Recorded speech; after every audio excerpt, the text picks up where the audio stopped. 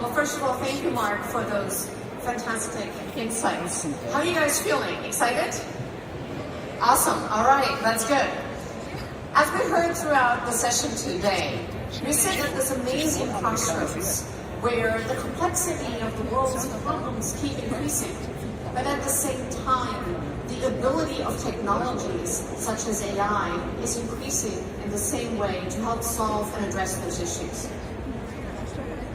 Now, artificial intelligence alone will never be enough.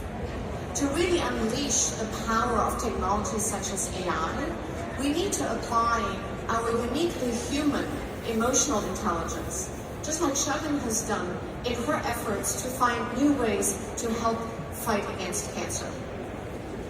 Now, when the best of technology and the best of humanity come together, when AI and EI really converge, that's when breakthroughs can happen.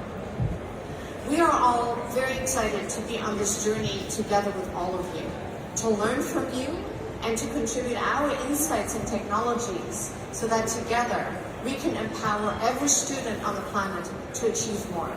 Thank you very much. Ja,